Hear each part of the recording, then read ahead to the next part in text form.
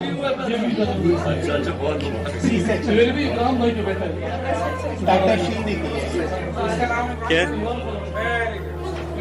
کیا نام رکھے؟ کیا نام؟ ہاں عمران خان. ماشاء اللہ. عمران خان، السلام علیکم.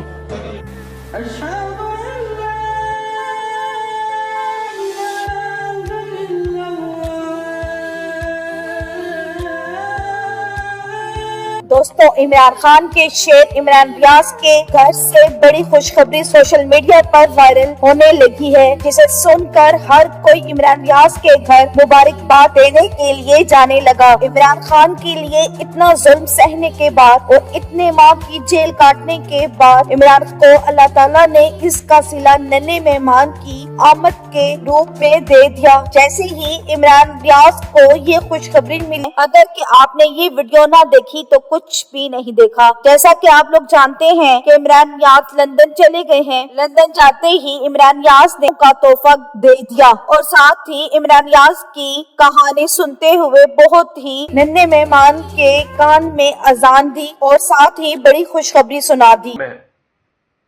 تو ان 5 مہینوں میں کئی دفعہ میرے دماغ میں آتا تھا، یار دفعہ کرو، میں کیا لڑائی لڑ رہا ہوں. میرے گھر والوں کو یہی نہیں پتا کہ میں زندہ ہوں یا مر گیا ہوں، کیونکہ مجھے انہوں نے یہ کہا تھا کہ تیری تو بھائی تیرا نماز جنازہ ہو گیا بھائی، ٹینشن دینے کے لیے. تو میں نے سوچا میرے ماں باپ، میرے بچے سارے اس بات کی سزا کاٹ رہے ہیں، پتہ نہیں پاکستان میں کیا ہو رہا ہے. اور مجھے انہوں نے کہا تھا کہ ہاں عمران خان. ماشاء اللہ. عمران خان، السلام علیکم.